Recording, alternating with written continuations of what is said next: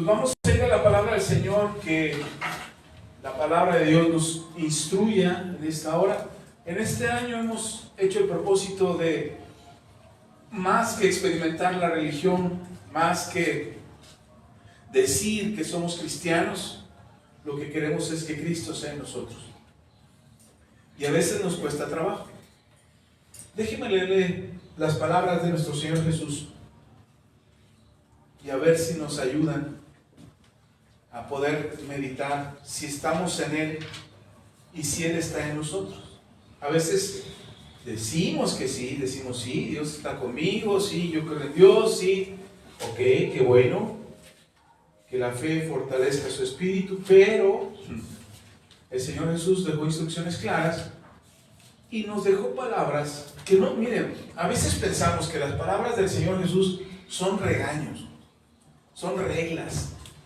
Últimamente que he estado leyendo los evangelios, creo que más que, y se los he dicho antes, pero hoy quiero reafirmarlo, más que reglas para cómo debemos de vivir, más que regaños acerca de lo que estamos haciendo mal, yo creo que el Señor, las palabras que nos deja son como pequeñas evaluaciones o pequeños tests, pequeños cuestionarios o exámenes, como para que nos revisemos, para que revisemos cómo andamos, cómo estamos viviendo. Es decir, que podamos nosotros decirle a nuestra alma y decir, hey, esto es lo que tienes que seguir, estas son las reglas que tienes que seguir. ¿Cómo andas respecto a esta regla? ¿Cómo andas respecto a estas enseñanzas? ¿Cómo andas respecto a estas palabras que el Señor Jesús dejó como instrucciones? Así es que, pensando en ello, cada vez que usted lea los evangelios y lea las palabras de Jesús, yo le recomendaría que hiciera una revisión. ¿Qué me está preguntando Jesús? ¿Qué me está revisando Jesús en estas palabras? ¿Qué es lo que quiere que yo mejore? Y no como una manera de evaluación para ver si estás aprobado o reprobado. Recuerde, ya se los enseñé antes. No es que el Señor te hace un examen para ver si apruebas o no apruebas. El Señor ya te aprobó. Hemos sido aprobados. Hemos sido aprobados en Él. Así es que como Él ya nos aprobó, no estamos revisándonos a ver si vamos a ir al cielo o no. No estamos calificándonos a ver si el Señor nos pone palomita y esta vez lo hiciste bien y qué bueno, buen siervo fiel. No. Creo que las palabras del Señor Jesús son una continua revisión de nuestras vidas. Imaginen que cuando lee la palabra, cuando lee el Evangelio, cuando lee las palabras de Jesús específicamente, imagínese a Jesús hablándole a usted cara a cara y diciéndole, ¿amas a tu prójimo? ¿Cómo está tu corazón? ¿Ya perdonaste?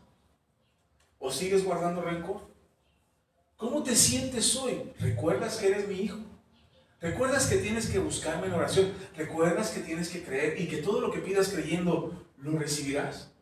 Entonces, cuando nosotros revisamos esto y revisamos los textos y las palabras de Jesús, es un buen momento para reflexionar, no para que, insisto con esto, no para que te autodescalifiques y digas, no, yo no soy, yo no puedo, es que la prueba es muy difícil, es que las palabras de Jesús son solamente para algunos cuantos, son para el pastor porque él sí puede cumplirlo, yo no. Es para que revisemos qué podemos mejorar, qué oportunidad nos está dando el Señor en ese momento para mejorar algo en lo que no estamos haciendo bien o que no estamos cumpliendo. ¿Con qué fin? ¿Para irnos al cielo? No. Para que tengas una vida plena en esta vida, para que puedas relajarte y decir, qué feliz soy, qué bonito soy, cómo me quiero, y puedas sentirte bien contigo, y sentirte bien con lo que el Señor te dijo que vivieras. Las palabras del Señor Jesús no son una afrenta. A mí me llama la atención cuando queremos decir, de aquí el Señor te dice, arrepiéntete. Sí, se los enseñé apenas hace 8 días acerca de lo que significa el arrepentimiento. Ese cambio de dirección que estamos buscando en el Señor para poder experimentar la vida que Él nos ha prometido. Así es que en el Evangelio de Lucas, vaya conmigo al capítulo 6 y vamos a leer la palabra del Señor a partir del versículo 27. Sería bueno que leyéramos todo el capítulo 6, está muy bueno, pero vamos a centrarnos a partir del versículo 27. Amén. Dice la palabra del Señor, Lucas capítulo 6, versículo 27 en adelante. Dice la palabra del Señor,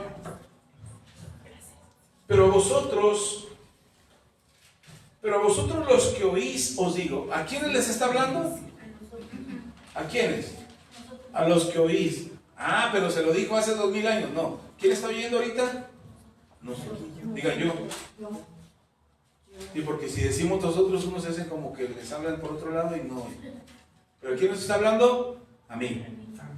Me está hablando el Señor. Dice, tú que estás oyendo, dice, vosotros los que oís, os digo, amad a vuestros enemigos, haced bien a los que os aborrecen, bendecid a los que os maldicen, y orad por los que os calumnian. Al que te hiere en una mejilla, preséntale también la otra. Y al que te quite la capa, ni aun la túnica le niegues. A cualquiera que te pida, dale. Y al que tome lo que es tuyo, no pidas que te lo devuelva. ¿Y cómo queréis que hagan los hombres con vosotros? Y como queréis que hagan los hombres con vosotros, así también haced vosotros con ellos. Como quieras que te traten, trata a los demás, dice el Señor. Versículo 32. Porque si amáis a los que os aman, ¿qué mérito tenéis? Porque también los pecadores aman a los que los aman. Y si hacéis bien a los que hacen bien, ¿qué mérito tenéis? Porque también los pecadores hacen lo mismo. Y si prestáis a aquellos de quienes esperáis recibir, ¿qué mérito tenéis? Porque también los pecadores prestan a los pecadores para recibir otro tanto. Amad pues a vuestros enemigos y haced bien.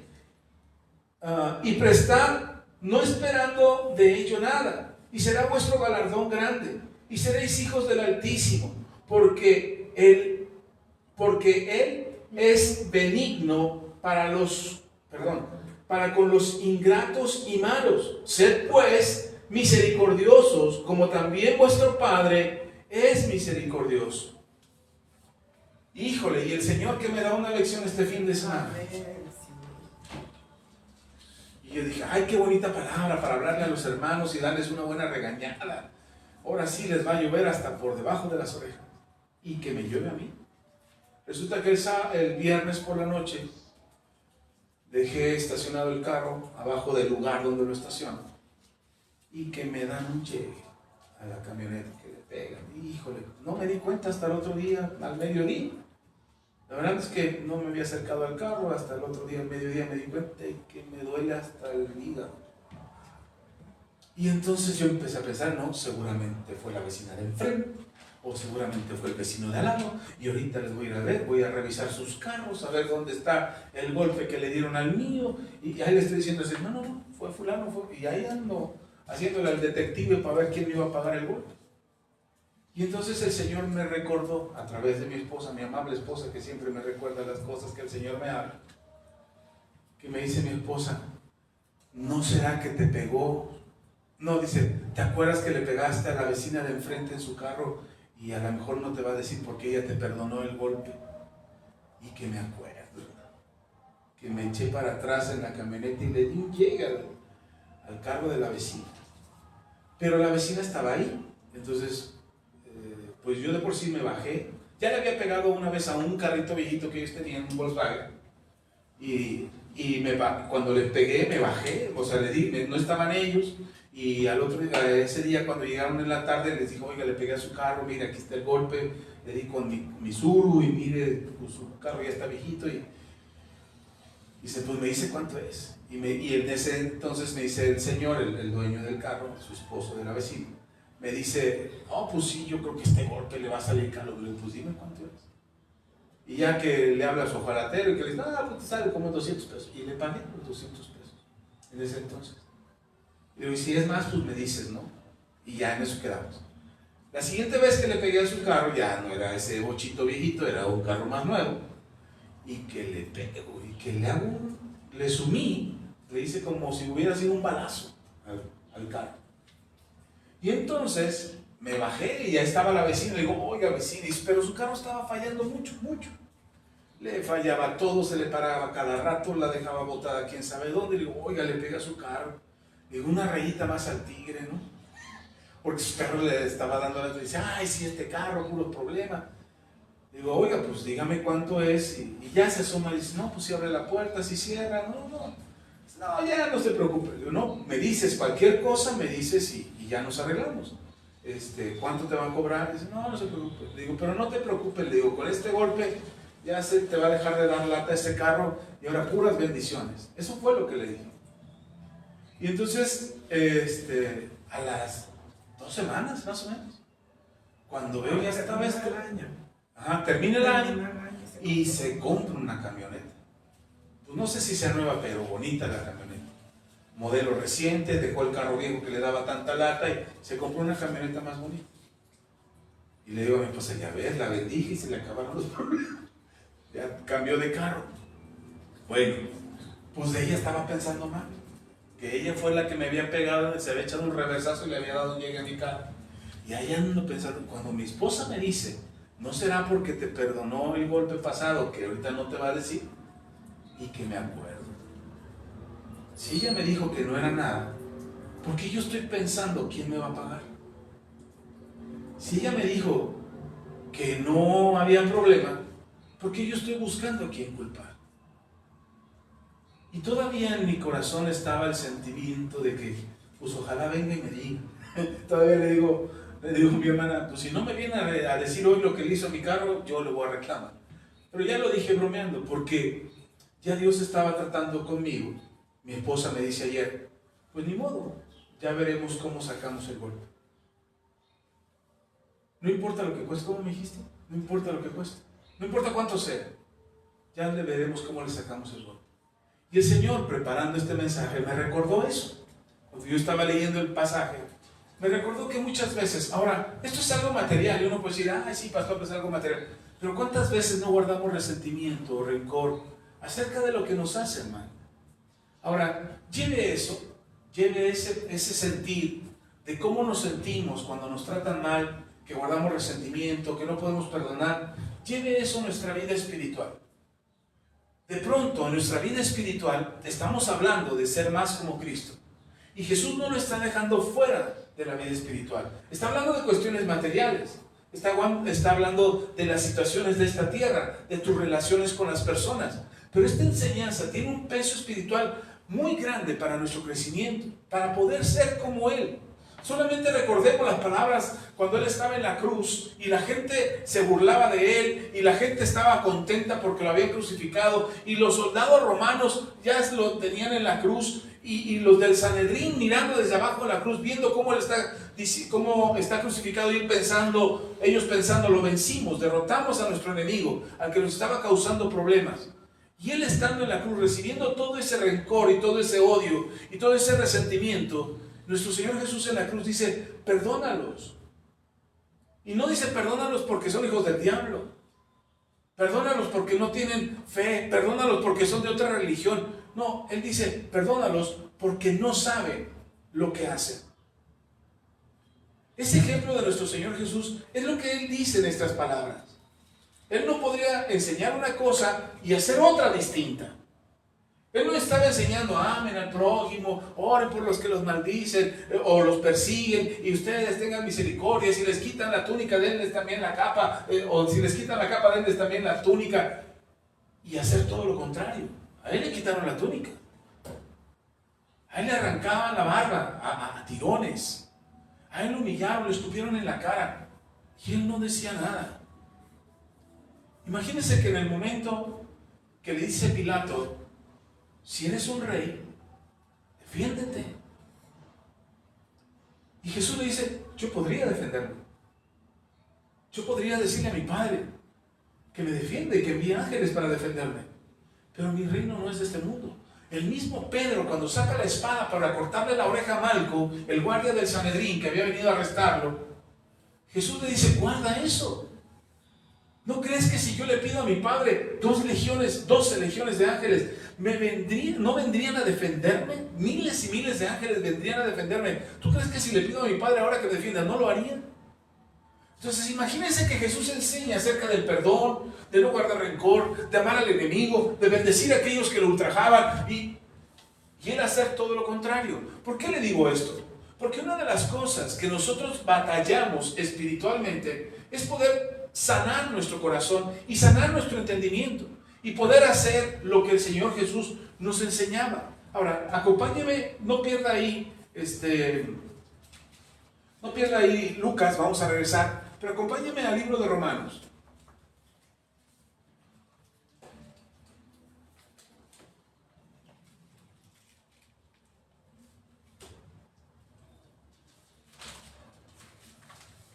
Romanos capítulo 14.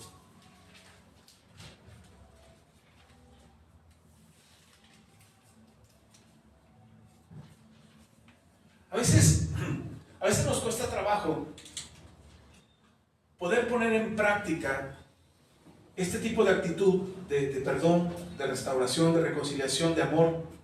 Yo pensaría que es una actitud de amor la que el Señor Jesús mostró.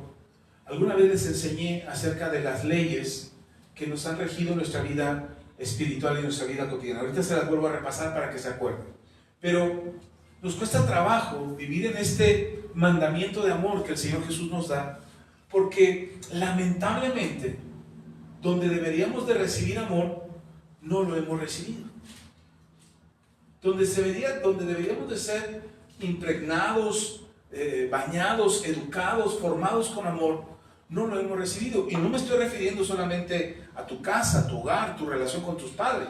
No siempre es así. No siempre los padres aman a los hijos y traemos heridas desde la infancia que venimos arrastrando hasta que somos viejos. Ok, no estoy llevándote a las emociones para que tú te acuerdes de los traumas infantiles de tu hogar. No. Quiero que vea que a veces dentro de la misma iglesia, que es donde deberíamos de ser impregnados de amor, más que de castigo, más que de juicio y condena, a veces no somos llenos de eso. Y no lo estoy diciendo en este caso en particular. Aquí en la iglesia hemos procurado enseñarle, y ahorita lo va a recordar cuando le recuerde este proceso de crecimiento espiritual en el que vivimos. Le hemos enseñado que el amor de Dios es lo que nos llena, más que las reglas, más que el legalismo, más que la religiosidad. Vivimos en el amor del Señor. Hemos hablado de la misericordia de Dios, ese amor inagotable del Señor. Hemos hablado de la gracia, que es el amor manifiesto de Dios. Dice el apóstol Pablo en la carta a los Romanos, en el capítulo 14. Dice, esto es lección de nosotros para hacer lo que Jesús nos dice en Lucas. Ok, escuchemos y aprendamos. Dice, recibid al débil en la fe, pero no para contender sobre opiniones. Porque uno cree que se ha de comer de todo, otro que es débil come legumbres. El que come no menosprecia al que no come. El que no come, no juzgue al que come, porque Dios le ha recibido. ¿Porque Dios qué?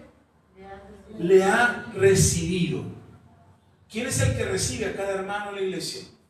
Dios. No tú, no yo, no la iglesia, no el ministerio. ¿Quién le recibe? Dios. Dios recibe a cada persona que se acerca a Él, sea aquí en el templo, sea en una casa, sea en la calle, donde tú compartes el evangelio, donde la persona reconoce a Dios, sea que la persona es evangelizada por un cristiano, o sea que la persona sola busca al Señor. ¿Quién le recibe es quién? Dios. Y esto es parte importante de todo lo que describe el apóstol Pablo en los versículos previos. Llegamos al punto donde el que recibe es Dios. Versículo 4. Tú, ahora sí, para ti, hermano. ¿Para quién? Para mí, ok. Tú, ¿quién eres que juzgas al criado ajeno? ¿Quién eres para juzgar a aquel que no te pertenece? Dice, para su propio Señor está en pie o cae, pero estará firme, porque poderoso es el Señor para hacerle estar firme. Uno de los problemas por los cuales el amor que deberíamos de tener en la iglesia se pierde, se diluye, se pone en esquemas o en modelos o en estructuras para que la iglesia funcione, y no es que funcione el amor, sino que funcione el modelo o la visión o la estructura, como se llama, es porque se diluye a través de esa visión el amor que debería premiar o que debería de abundar en la casa del Señor. Ahora, por eso le decía, no solamente en la casa, no solamente en el templo, sino fuera. Cuando nosotros estamos fuera, ¿por qué nos cuesta trabajo perdonar? al vecino que te pegó en la camioneta? ¿Por qué te cuesta soltar la túnica cuando te quitan la capa? ¿Por qué nos cuesta trabajo poner la otra mejilla? ¿Por qué nos cuesta trabajo amar al que nos odia? Sencillo, porque creemos que nosotros tenemos derecho a decidir si esa persona está bien o no, si está haciendo lo correcto o no, si está viviendo bien para Dios o no. ¿Quién nos puso a nosotros? ¿Quién nos dijo a nosotros que podíamos determinar si ese siervo estaba de pie o no? Si ese siervo estaba firme o no, si esa persona estaba haciendo lo correcto o no. ¿Quién nos puso en esa posición? Y lamentablemente, cuando nosotros nos ponemos en ese lugar para decidir si sí o si no, es cuando diluimos el amor. Regresemos, no pierda ahora Romanos, porque vamos a regresar ahí, pero regresemos a Lucas otra vez, porque quiero mostrarle algo que dice el Señor.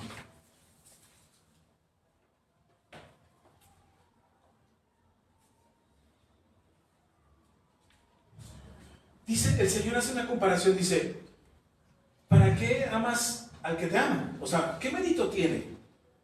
¿Qué fin tiene amar al que te ama? ¿Cuál es el mérito en ello? ¿Cuál es tu esfuerzo en amar al que te ama? Ninguno, no hay esfuerzo alguno, no hay mérito alguno. Es sencillo. Perdonar al que te perdona es sencillo. Ayudar al que te ayuda es sencillo.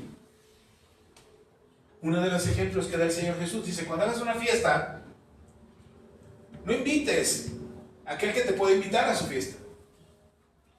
Cuando hagas una fiesta, invita al que no te puede invitar, al que no te puede retribuir el favor que tú le hiciste. Hazlo con la gente que no puede retribuirte de alguna manera lo que tú estás haciendo por ella. ¿Por qué razón? Porque entonces lo que tú estás haciendo no lo estás haciendo con un fin de recibir a cambio algo, sino lo estás haciendo por el mandato de amor que el Señor establece. Les decía que, ya le he explicado en otro momento, que nos hemos conducido espiritualmente en un crecimiento espiritual acerca de las reglas o las normas o las leyes que Dios ha establecido a lo largo de la historia de la humanidad para que nosotros podamos tener ese crecimiento espiritual. El apóstol Pablo en Romanos capítulo 1 habla de la conciencia. Dice que nosotros recibimos de parte de Dios lo que llamamos nosotros conciencia. Y todos los seres humanos tienen conciencia. Algunos le hacen caso, algunos no le hacemos caso. Y entonces la conciencia dentro del ser humano le determina qué está bien y qué está mal. Por eso le decía hace 8 días que la religión te puede ayudar a estar bien, a tener una vida correcta, pero no necesariamente a tener una relación con Dios. Las reglas sociales te pueden prohibir hacer lo malo y entonces tú te conduces como una persona, como un buen ciudadano, respetando las reglas sociales, la misma constitución, la ley de tránsito, la ley civil de tu ciudad, y entonces tú puedes respetar y entonces podrías ser un ciudadano modelo, pero no significa que tengas una relación con Dios. Tu misma conciencia te puede ayudar a vivir rectamente, sin hacerle daño a nadie, sin participar de corrupción, sin hacer nada indebido, sin ser una persona inmoral o hacer cosas inmorales. Y tu conciencia te dicta cómo vivir correctamente, pero eso no significa que tengas una relación con Dios. Ahora, Dios establece la conciencia del ser humano como el principio para que el ser humano busque a Dios. Dice el mismo apóstol Pablo ahí en la carta a los Romanos, dice el apóstol Pablo que la conciencia era como ley para sí mismos. Es decir, la conciencia les permitía distinguir en qué estaba bien y qué estaba mal, y eso agradaba a Dios. Que las personas se condujeran con tal rectitud. Ahora, lamentablemente la conciencia se corrompió y la conciencia ya no alcanzaba para vivir correctamente delante de Dios. Y entonces aparece en la historia de la humanidad, Dios determina que el ser humano no podía seguir destruyéndose a sí mismo, ni él tampoco debería de estar destruyendo su propia creación cuando hizo una creación con un propósito. Entonces determina Dios y dice, ok, entonces como la gente está de continuo haciendo el mal, porque su corazón, su conciencia se ha corrompido, entonces vamos a establecer un ejemplo, un testimonio de ley, de testimonio de la forma en que yo espero que vivan. Y escoge a un pueblo a partir de Abraham para dar a través de él, y antes que la ley, lo primero que tiene manifestado Abraham es la fe. Abraham no tiene ley todavía, pero tiene fe. Entonces, a través de la fe de Abraham se establece el pueblo por medio del cual se da una ley como testimonio y ejemplo de que las personas deberían de seguir esas reglas para tener una vida que no se corrompiera en la maldad. Y por algún tiempo funcionó. Cuando salieron de Egipto, estuvieron en el desierto, llegaron a la tierra prometida y la gente guardaba la ley hasta que le encontraron el modo de torcerla a propio beneficio y corromper no solamente ahora su conciencia, sino los principios espirituales que la ley de Dios establecía. Entonces no fue suficiente la conciencia, no fue suficiente la ley, y entonces Dios determina que ahora la conciencia y la ley tienen que ser cubiertas por algo más, es decir, perdón, no les dije esto. La conciencia cubre la vida del ser humano para vivir correctamente delante de Dios. Cuando el ser humano corrompe su conciencia, la ley cubre la conciencia del ser humano para vivir correctamente delante de Dios. Cuando la conciencia no es suficiente para el hombre, es decir, el hombre no respeta la ley, no guarda la ley, entonces Dios cubre a través de la gracia, por medio de nuestro Señor Jesús, el cumplimiento de esa ley. Por eso Jesús dice, o la Biblia nos enseña, que Jesús cumplió toda la ley y que no somos salvos por cumplir la ley, sino por creer en Jesús y creer en la gracia. Somos salvos por la fe. Ahora, ¿la ley fue desechada? No. ¿La conciencia fue desechada? No. ¿Qué hizo entonces? ¿Qué sucedió? Dios cubre la conciencia, Dios cubre la ley y ahora nos queda la gracia. Y la gracia también. Llega el momento que subestimamos la gracia. Y para algunas personas no es suficiente la gracia. O para algunas personas es como el permiso o la libertad para hacer lo que se nos dé la gana. Y entonces dice el Señor, ok, hay algo más grande que la gracia. ¿Qué es más grande que la gracia? ¿O qué es lo que el Señor establece? Que no porque sea mayor en tamaño o más superior en dimensiones, sino que puede cubrir la gracia. Y usted lo encuentra desde el Génesis hasta el Apocalipsis, lo que siempre ha cubierto el propósito de Dios, y es el amor de Dios. Entonces lo que Dios está haciendo es, por medio del amor, mostrarnos que vivimos la gracia. Tú puedes decir, yo estoy en la gracia, pero no tener una actitud que refleje el amor de Dios. Y por eso uno de estos dos pasajes, tanto lo que dice el Señor Jesús acerca del trato que damos al prójimo o el amor al prójimo, y también lo que dice Pablo en Romanos acerca del cuidado del prójimo. Y en ambos casos, lo que abunda o lo que prima ahí, lo que se nota con una mayor claridad es que Dios ama. Y Dios quiere que nosotros amemos en la misma dimensión que Él ama. Ahora, como se los he explicado antes, el amor no es un sentimiento. El amor que la Biblia nos enseña no es lo que sentimos, no es sentir que puedo perdonar a alguien. Es que, aunque no lo sientas, perdonas. Es que no siento amar al prójimo, pastor, porque el prójimo no se deja. Uno quiere amarlo, pero ellos no se dejan. Son difíciles de amar. Y el Señor dice, es que no es lo que sientes, es el mandato, la instrucción, el estilo de vida que nosotros tenemos que llevar. Y entonces por eso decía hace un momento, que dentro de la iglesia hemos diluido la presencia del amor como esencia o como mensaje principal o como elemento principal de nuestra relación en la iglesia a través de diluirlo con pequeñas acciones o comportamientos que tratan de posicionarnos a nosotros en un lugar donde podamos decidir quién es digno de ser amado y quién no. Ahora acompáñenme, casi ya para terminar.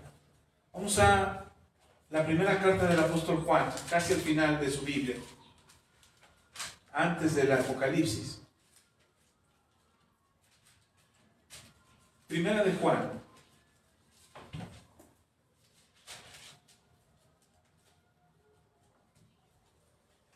Capítulo 4. Primera carta de Juan, capítulo 4.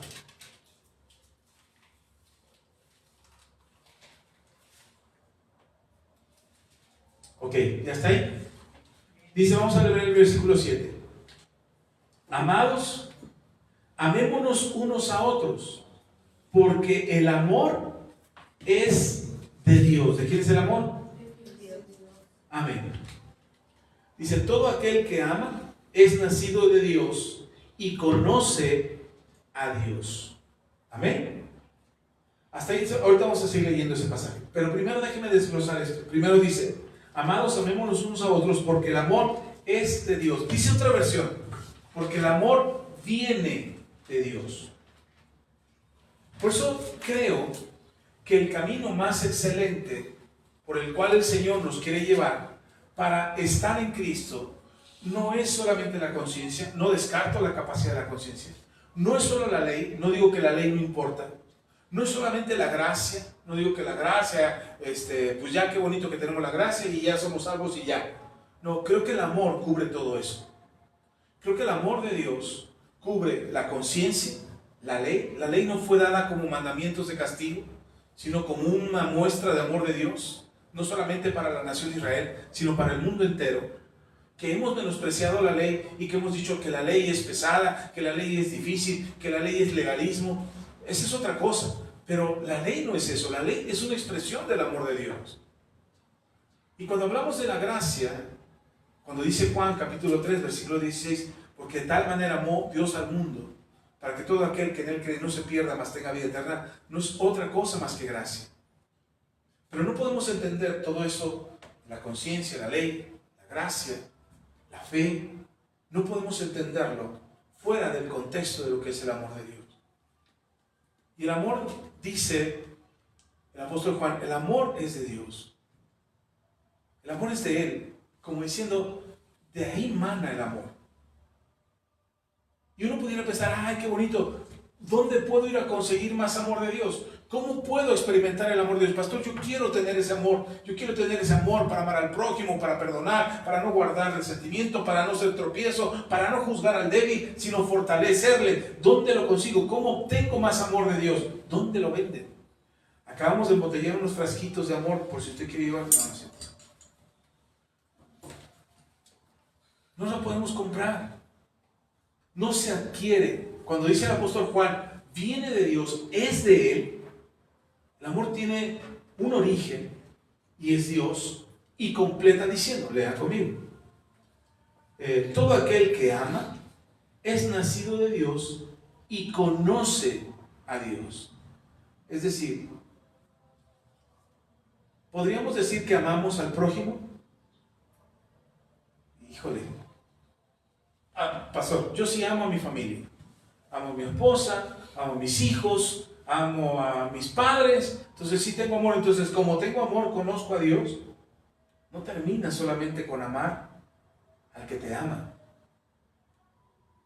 El amor de Dios es tan grande, es tan vasto, es tan completo, que no solamente te alcanza para amar a los que te aman, sino para amar a los que no te aman. No, el amor de Dios no está condicionado a una reciprocidad de si tú me amas, yo te amo. El amor de Dios es tan vasto, porque la fuente de ese amor no se origina en ti, en lo que tú sientes. El amor de Dios se origina en Él. Y como se origina en Él, es tan completo que puedes amar más que solamente a los que te aman. ¿Sí me estoy explicando? ¿Si van conmigo? ¿O ya lo perdí en el Evangelio de Lucas? Vamos. Dice, todo aquel que ama es nacido de Dios y conoce a Dios. Una de las cosas que produce el amor de Dios en ti es ese nacimiento del que Jesús habló, ese cambio y esa transformación. Y conoce a Dios, versículo 8, el que no ama no ha conocido a Dios, porque Dios es amor. Y aquí están las dos cosas importantes. Dios no solamente es el origen del amor y el amor viene de Él, sino que Dios mismo es el amor. Y entonces el amor no es, Dios está condicionado a algo. Es decir, Dios existe por alguna condición. Dios es Dios porque está condicionado a alguna situación, es decir, si tú le adoras, Dios existe. Si tú crees en Él, Dios existe. Si tú lees la palabra, Dios existe. Si tú oras, Dios existe. ¿Es así como funciona? No. Dios es Dios, aunque no creamos en Él. Si no hubiera en la tierra uno solo que creyera en Dios, Él no dejaría de existir. El ejemplo está con Abraham y Lot. Se lo platiqué hace poco. Cuando Dios le dice a Abraham, Abraham, voy a tener que destruir Sodoma y Gomorra. Y Abraham le dice, si hubiera 100, ¿lo destruiría? Si hubiera 100 justos, ¿lo destruiría? No. Si hubiera 50, no. Si hubiera 20, no había ni uno. Y por esa razón Dios dejó de ser Dios. Porque nadie lo adoraba ahí. La evidencia es que Él demostró que era Dios, aunque nadie creyera en Él, ni respetara los principios más básicos de su conciencia. Él es Dios. No hay ninguna condicionante para que Dios exista. Entonces, si no hay condicionante para que Dios exista, ¿por qué nosotros sí condicionamos a quien amamos y a quien no? ¿Por qué nosotros sí condicionamos a quien perdonamos y a quien no? ¿Por qué nosotros sí condicionamos a quien ayudamos y a quien no?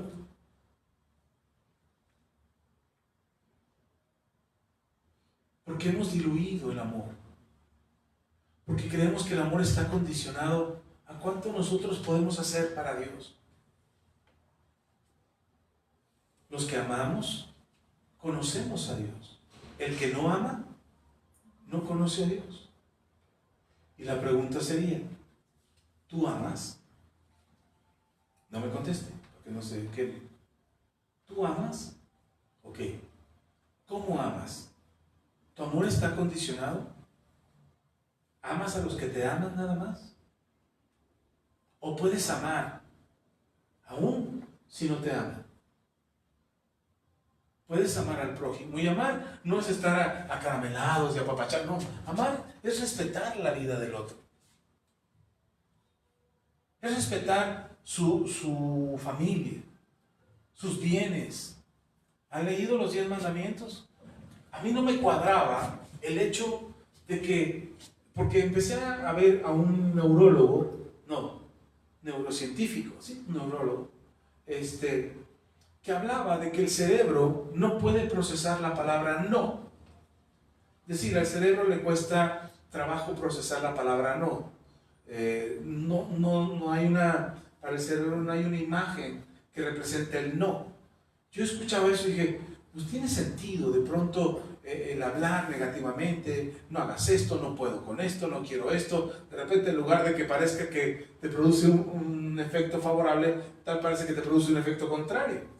Yo escuchaba esto y decía, es interesante, se oye bien, ya no voy a usar la palabra no como una programación en mi cerebro. Voy a usar de afirmaciones positivas para que mi cerebro lo asimile, lo imagine y reaccione. Y entonces, de pronto estaba en esa reflexión, incluso estaba haciendo mi lista de, ya no voy a decir, no quiero acostarme tarde a dormir, quiero dormirme temprano. Entonces ya no voy a decir no quiero desvelarme, ahora voy a decir voy a dormir temprano. Una afirmación en lugar de una negación. Entonces estaba en eso y de pronto me llegan los 10 mandamientos. Los 10 mandamientos dicen, no matarás, no robarás. Dije, bueno, a ver. ¿Será que Dios se equivocó o la traducción está equivocada? Porque Dios sí sabe cómo funciona nuestro cerebro, no me va a dar una programación contraria al resultado que le espera. Y entonces empiezo, lea conmigo, ya estoy terminando, perdón que divague un poquito, espero que esta ensalada les sirva de algo. Pero vamos a Éxodo.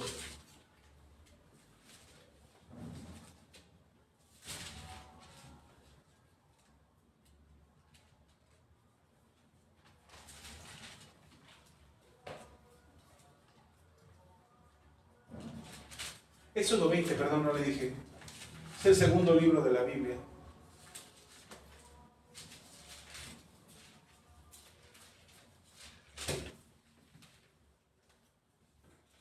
empieza el capítulo diciendo los 10 mandamientos. Y entonces si usted empieza a leer a partir del versículo 3, dice, no tendrás dioses ajenos delante de mí. Luego dice, no te harás imagen de ninguna semejanza de lo que es arriba en el cielo, ni abajo en la tierra, ni en las aguas, ni debajo de la tierra. Versículo 5. Dice, no te inclinarás a ellas, ni las honrarás, porque yo soy Jehová tu Dios, fuerte, celoso, que visito la maldad de los padres sobre los hijos hasta la tercera y cuarta generación.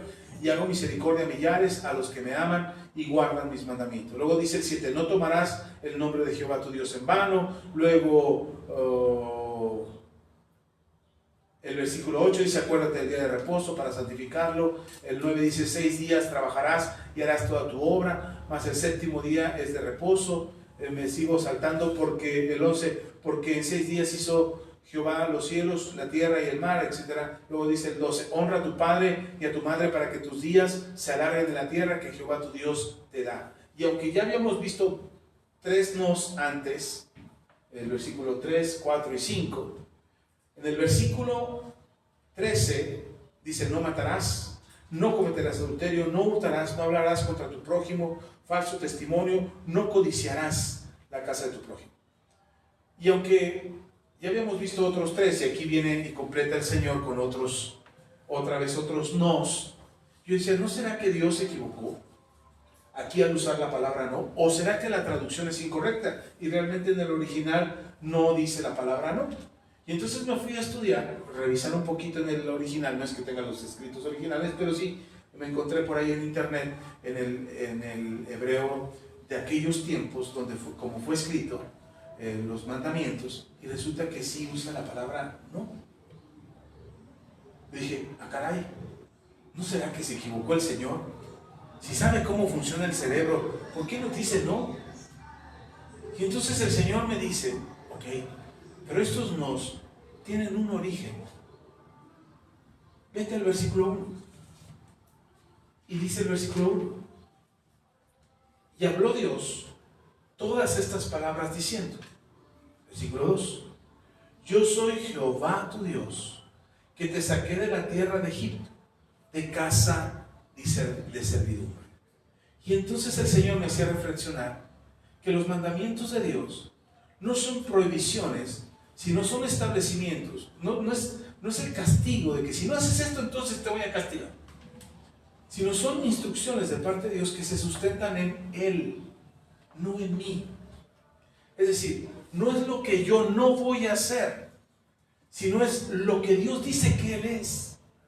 Dice, porque yo soy tu Dios, yo soy Jehová tu Dios, entonces de esta manera tú vivirás, no mates. No porque tú no debas hacerlo, sino porque yo te digo a ti que en mi presencia y la manera en como yo quiero que vivas, es lo que quiero que respetes. Es la manera en que quiero que establezcas tu conducta. En lo que Dios es, no en lo que yo puedo hacer o lo que yo dejaría de hacer. Le pongo este ejemplo. Lo he usado otras veces. Si yo le digo, hermano, por favor, no piense en un elefante, ¿qué hace su cerebro? Esta es la explicación que daba el neurólogo. Él decía, lo primero que tienes que hacer para no pensar en un elefante es primero pensar en el elefante. Entonces yo digo, hermano, no piense en un elefante. Lo primero que tiene que hacer su cerebro para poder entender el no es identificar la imagen que sí puede reconocer, que es el elefante. Y entonces el elefante ya lo tienes primero en tu cabeza y luego dices, pero me dijo que no pensara en él. Y entonces ahora sí tratas de desechar la imagen que ya tuviste primero. ¿Sí me expliqué? Entonces lo que este neurólogo decía, por eso no podemos decirle a un cerebro al cerebro, una instrucción contraria. Entonces no le pongas el no, primero pon, en lugar de decir no pienses en un elefante, yo diría piensa en una jirafa. Y entonces ya no pensas en el elefante, porque para llegar a la jirafa no necesitas ir al elefante. Eso es lo que explicaba este neurólogo. O sea, mejor darle instrucciones positivas al cerebro para que funcione mejor. Y de ahí surgió mi duda, si nosotros estábamos haciendo bien las cosas al seguir los mandamientos del Señor, como lo explica, o como lo hemos tratado de explicar, hermano, no mienta, no robe, no mate, no adultere, no se haga imágenes, no haga esto. Y entonces tratamos de ponerle a la conducta o a nuestra conducta, tratamos de ponerle una instrucción que nos ayude a evitar aquello que Dios nos está diciendo que evitemos. Y la conclusión a la que yo llegaba, ahora sí, regresemos a Primera de Juan, donde estábamos antes, y ahorita vamos a terminar otra vez en Lucas. Dice, Primera de Juan, perdón, me quedé corto, no llegué hasta Juan.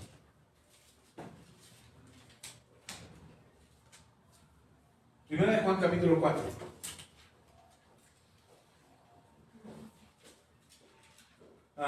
Dice, leímos el 8, dice, el que no ama no ha conocido a Dios, porque Dios es amor. Versículo 9, en esto se mostró el amor de Dios para con nosotros, en que Dios envió a su Hijo unigénito al mundo, para que vivamos por Él. En esto consiste el amor. No en que nosotros hayamos amado a Dios, sino que Él nos amó a nosotros y envió a su Hijo en propiciación por nuestros pecados. Amados, si Dios nos ha amado así, debemos también nosotros amarnos unos a otros. Entonces, lo que estamos viendo ahora no es la manera en que Dios prohíbe que nosotros vivamos, es decir, todas las reglas que conocemos, no hagas esto, no hagas lo otro, no hagas lo otro. De hecho, ahora la educación positiva que se le quiere dar a los niños es, no le prohíbas, háblale de otra manera para que lo entienda, explícale, dile de esta forma, aunque el niño no te entienda ni jota, pero háblale así. Y yo les he explicado en muchas ocasiones que si una de las cosas que le agradezco tanto a Dios a mis hijos cuando eran pequeños, los tres, es que sabían escuchar nuestro no. Porque eso los salvó de muchas cosas. De otras no. De otras no los salvó. Pero cuando lo escuchaban el no, cuando estaba en riesgo su vida, cuando corrían peligro, cuando evitaron alguna situación difícil, esos no. No es que mi hijo dijera, ¿qué significará no? ¿Qué significa no? ¿Alguien podría explicar? Porque el cerebro podría identificar que esa palabra no tiene una imagen. ¿Qué significa no? Si usted ve en el diccionario, la palabra no es prohibición, negación, delimitación para algo, y otras definiciones que puede encontrar ahí acerca del no. Entonces, no es que el cerebro no identifique el no, es qué sustenta ese no, desde dónde viene ese no, cuál es la razón del no para poder mostrar lo que realmente queremos hacer. El Señor Jesús dijo, no, el Señor lo expresó así, el Señor no dijo, no odies a tu prójimo. ¿Cómo lo dijo el Señor? Ama a tu prójimo. No dijo, no odies. ¿Cómo lo afirmó? Ama. Si alguien te pide la túnica, dale también si alguien te quita la capa, dale también la túnica. Si alguien te golpea en una mejilla, ponle la otra. Si alguien te persigue, ora por él. Si alguien te maldice, dice Mateo, si alguien te maldice, bendícele. Y las cuestiones acerca del amor del Señor, quiero concluir con esto. Perdón que mi vuelta haya sido tan larga y tan enredosa. Pero una de las cosas que nosotros podemos hacer dentro de la iglesia, en tu casa, con tu familia, y después hacia afuera. ¿Por qué digo después hacia afuera? Porque estoy seguro que lo primero que vamos a aprender a llevar o a mostrar es en casa, es en la iglesia, es con los que están cercanos, con tu familia, en tu trabajo, con la gente que te rodea. Es poder mostrar el amor de Dios hacia los demás. ¿Cómo lo hacemos? No odiando, no, amando. Quita lo que quiero dejar con el no. No es que sea malo que digas no, para que no te sugestiones y, ay, es que el pastor dijo que el no lo asimilo. No, no, no. Si el Señor usó el no, es porque podemos asimilarlo. Si el Señor puso en los mandamientos que no lo hiciéramos, es que podemos asimilarlo. Que podemos seguir una instrucción cuando es negativa, cuando dice no. Si el Señor lo usó, es porque Él confía que podemos entender que el sustento de ese no es en lo que Él es, no en lo que nosotros podemos hacer. No es en lo que me puedo abstener de hacer. No es lo que voy a limitarme, es que no debo de hacer esto porque me voy al infierno. No, entiende que la instrucción del Señor está en su amor, en lo que Él es, en su esencia. Dios es amor, y si el Señor espera que tengamos cierto comportamiento y cierta dirección en nuestra vida, no está sujeto a lo que tú no debes hacer, sino a lo que puedes hacer en Él. Otra vez concluyo con esto. Si el Señor nos dice, ama a tu prójimo, y nosotros decimos, es que pastor no se puede, no se dejan, no ayudan, no colaboran los prójimos. No es que tú vas a decir, es que ya no tengo que odiar, ya no tengo que odiar, ya no tengo que odiar. El pastor dijo que no debo de odiar. No, la instrucción es, ama. La instrucción no es odiar. No odies, perdón. Esa no es la instrucción. La instrucción es, ama. Pastor, pero es que es bien difícil amar. No, no es en ti. Es en Él. Es en Dios. Hay una canción de las que escribí, donde le digo al Señor, no sé por qué me amaste a mí. No sé, yo no entiendo. No hay manera de que yo entienda por qué me has amado a mí. Pero una cosa sí sé, es que me amas. ¿Por qué me amas? No lo sé. ¿Qué méritos hice? Ninguno. ¿A quién le prometiste que me ibas a amar a mí? No lo sé, Señor, pero ni siquiera entiendo, no hay justificación para que me ames. Al contrario, la historia de mi vida era para que no me amaras, y sin embargo me has amado primero. Y entonces, a través de tu amor que mostraste hacia mí, yo puedo agradecerte a ti ahora que me amas. Pero además, no solamente eso, sino que puedo amar al prójimo. Regresemos ahí para terminar, a Romanos, donde estábamos comiendo rábanos. En Romanos dice el apóstol Pablo, ¿Romanos 14, ¿dónde está? Romanos 14. Dice el apóstol Pablo, recibir al débil en la fe. ¿Para qué? Romanos 14, versículo 1. Recibir al débil en la fe. Pero no para contender sobre opiniones. Es decir, si alguien tiene menos fe que tú, no le demuestres que tienes más fe tú. Recíbelo, ámalo, aconséjalo. Si se deja aconsejar, si no, solo ámalo y ya. Es que pastor no entiende, ya le dije y ya le expliqué y le hablé y le enseñé. Ámalo. ¿Por qué esperamos tanto de los hijos? Cuando lo único que deberíamos hacer es amarlos. Pero es que no es como yo quiero. ¿Y? Ámalo. Pero es que no está haciendo lo que... Ámalo. Y en el amor a veces tendrás que corregir. Mientras no corran. Porque una vez que empiezan a correr ya no los alcanzan. Pero mientras quiera escuchar tu consejo, ámalo. Y aconséjalo en el amor. No en el castigo, no en el terror. Hermano, haga lo que le enseñamos aquí en la iglesia. Aquí en la iglesia no le enseñamos a buscar a Dios por miedo, ¿o sí? Corríjame si estoy mintiendo. Aquí no le enseñamos a buscar a Dios a través del terror, hermano, porque si usted no busca a Dios se va a ir al infierno. Si usted no se levanta a las 5 de la mañana a orar, hermano, usted está en pecado, se va a ir al infierno. Hermano, si usted no ofrenda y diezma, se va a ir en pecado. Es pecado y se va a ir al infierno. No, hermano. Aquí les enseñamos a vivir en el amor del Señor. ¿Creemos en la conciencia? Sí, tú eres responsable de tus decisiones. ¿Creemos en la ley? Sí. Respetamos la ley, es un buen maestro, como dice Pablo. Es el mejor maestro que pueda haber acerca de lo que debes hacer y no debes hacer.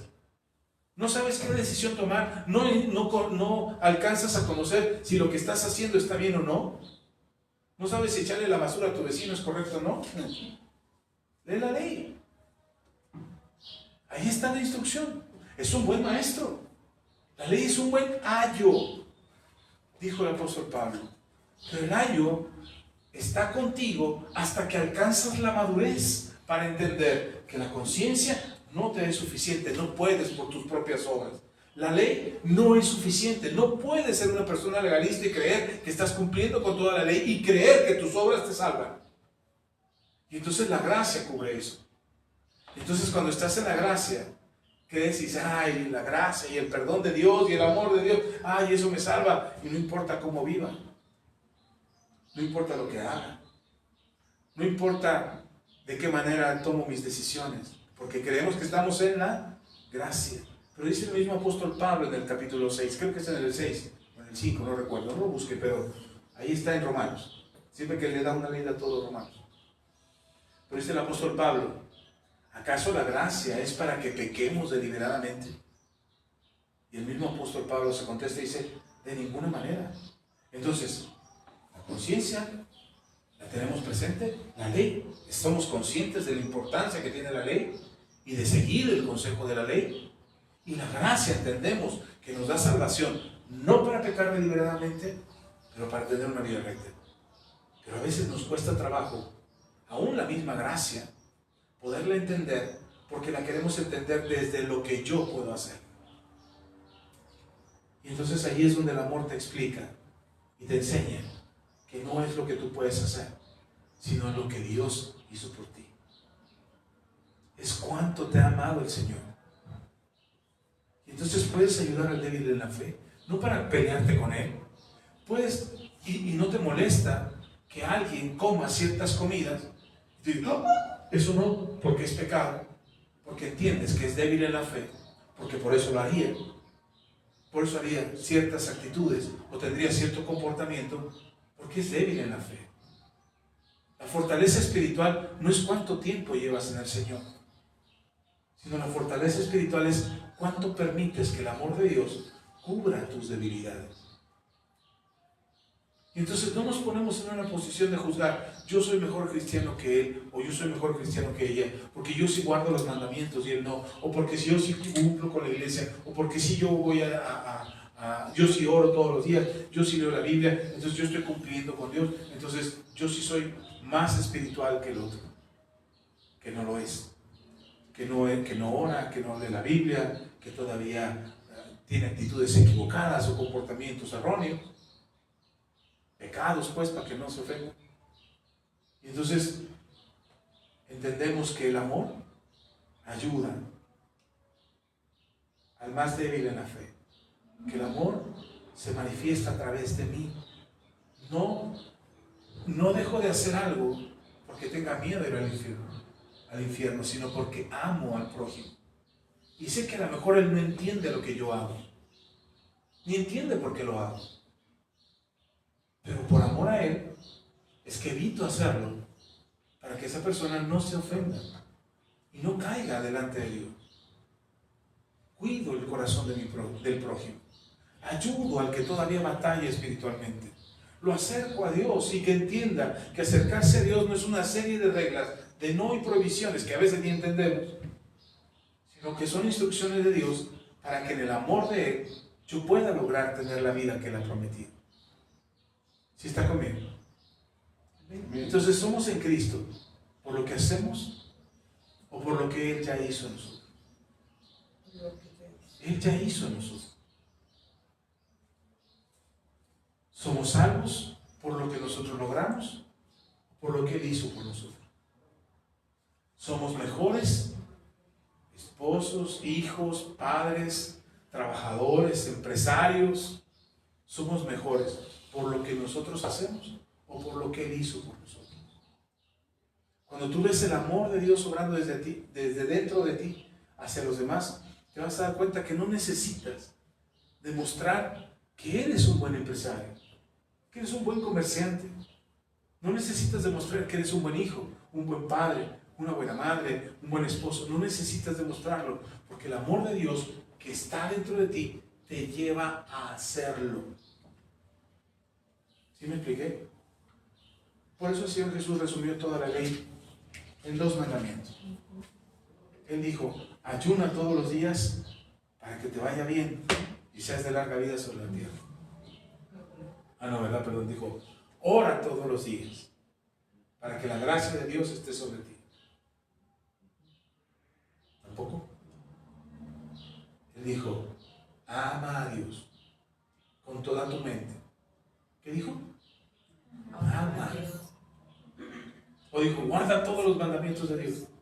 No, dijo: ama. Ahora no terminó ahí en solamente ama. Dijo: ama a Dios con toda tu mente, con toda tu alma, con todo tu corazón y con todas tus fuerzas. Ya, amo a Dios, yo sí amo a Dios. No terminó ahí. Dijo: y a tu prójimo, ama a tu prójimo como a ti mismo. ¿Cuál es la esencia de ese mandamiento? Amar. Ahora, ¿podemos amar en nuestras propias fuerzas? Lo acabamos de leer en Juan. El que no ama, no conoce a Dios. Entonces, ¿por qué podemos amar a Dios? Porque lo conocemos. Porque Él nos amó primero. Y no sigue leyendo en la primera carta de Juan, pero sigue leyendo el capítulo 4. De ahí en adelante, de donde empezamos, del versículo 7, léalo más después. Y se van a dar cuenta que la esencia de nuestra vida en Cristo es el amor de Dios en nosotros. ¿Sí están conmigo? Ama a Dios y a tu prójimo. Y luego termina diciendo: en estos 2 mandamientos, se cumple toda la ley y los profetas. Así es que si yo quiero tener una vida más plena en el Señor y permitir que la presencia de Dios esté en mí y amar a mi prójimo, no odiarlo, y tener misericordia de él y poner mi otra mejilla, y no estoy hablando de dejarnos, porque luego se malinterpreta: entonces tengo que dejar que me peguen, y no está hablando de cuando habla de poner la otra mejilla, no está hablando de dejarte golpear por los demás. Está hablando de ser consciente que la persona te ofendió una vez y a lo mejor te tomó de sorpresa, y la segunda vez que te ofenda o te lastime no debe de afectarte. La primera vez te afectó y dices: ¿por qué me dijo esto? Porque te ofendió, te tomó por sorpresa y no supiste cómo reaccionar. La siguiente vez ya no te toma por sorpresa. Sabes que esa persona podría ofenderte. Y no estoy diciendo regrésasela, te estoy diciendo: pon la mejilla, no pasa nada. No dejas de ser quien eres.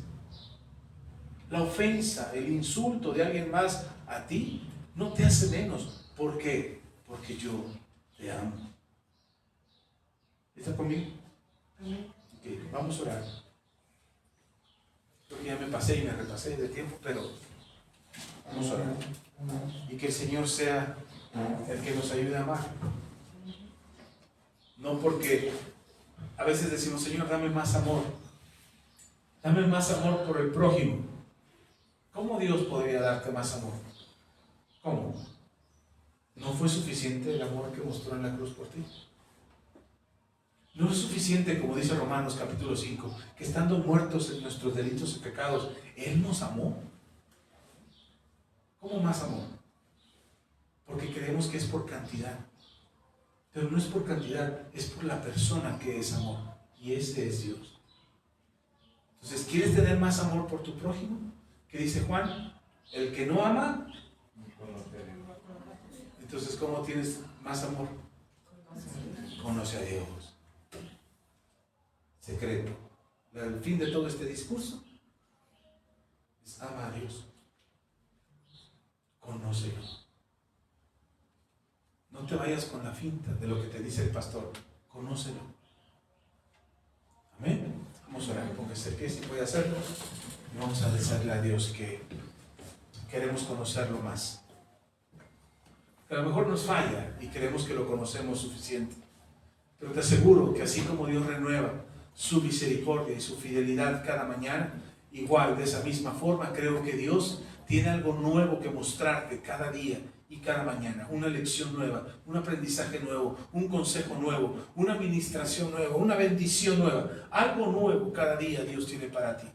Por eso lo buscamos cada día. Porque no es que lo conozcamos tanto y lo suficiente como para decir, uy, yo ya conozco a Dios y amo tanto. La evidencia es que de pronto nos enojamos, de pronto queremos venganza, de pronto guardamos rencor, o nos sentimos solos y abandonados, porque no lo conocemos a Él. Él nunca te dejaría, Él nunca te abandonaría. Padre, en el nombre de Jesús, gracias. Te agradecemos infinitamente el amor que has mostrado por nosotros. Y hoy aceptamos como conclusión de que si no puedo amar a mi prójimo, si todavía guardo rencores o resentimientos, incluso no me puedo amar a mí mismo, me cuesta trabajo amarme a mí mismo y me siento fracasado, frustrado por lo que pasa en mi vida, siento que no soy suficiente para ti, siento que no soy el instrumento que tú quieres usar o que no soy ni siquiera suficiente para la vida. Y no puedo ni amarme a mí, mucho menos al prójimo, y por lo tanto quizás no puedo ni amarte a ti, Señor. No es otra la razón, sino que no te conozco lo suficiente. Porque cada día que te conozco más, a través de tu palabra, de la palabra de Dios, de la Biblia, a través de la oración, a través de la alabanza y la adoración, a través de ayudar al prójimo, de saludar a los hermanos, de encontrarme con la vida, salir de mi caparazón y de mi burbuja y salirme y enfrentar a la vida, Señor, y conocerte en cada circunstancia, en cada situación, en las cosas buenas y también a veces en las situaciones difíciles. Yo te puedo conocer y eso de conocerte a ti, Señor, es lo que me permite amarte más a ti, amar al prójimo y amarme a mí mismo. Necesito conocerte para perdonar, para ayudar, para no dejarme ofender tan fácilmente, para no permitir que las circunstancias de este mundo agobien mi alma y aflijan mi alma. Hoy, en el nombre de Jesús, te pido con todo el corazón que nos ayudes a conocerte más. Y entonces, al conocerte más, como la pastora Ceci enseñaba hace 8 días, que la mujer a la que le fue perdonado más, pudo amar más, a diferencia del fariseo, que creía que no necesitaba ser perdonado, que no necesitaba restauración, que no necesitaba ayuda de Dios. Él creía que estaba bien. Pero la mujer que derramó sus lágrimas y enjugaba los pies del Señor Jesús, ella entendía y amaba al Señor porque entendía cuánto se le había perdonado, porque conoció a Jesús y se acercó a Él y Él la perdonó. Señor, que no nos conformemos con la idea de que te conocemos ya, que no nos conformemos con la idea de que ya fuimos perdonados una vez y ya no necesitamos buscarte más o acercarnos más a ti y encontrarnos contigo, sino que te conozcamos cada día más, porque si te conocemos, Señor, conocemos más de ti, de tu amor por nosotros, del perdón y la misericordia que has tenido por nosotros, y somos restaurados. Queremos conocerte más. En el nombre de Jesús. Amén y amén. Amén. Puedo ocupar su lugar. Hermanos que nos ven en línea, Dios les bendiga. Qué bueno que nos acompañan. Les enviamos un fuerte abrazo hasta donde estén. Dios sea con ustedes. Sean muy bendecidos. Les amamos. Ma, te amo.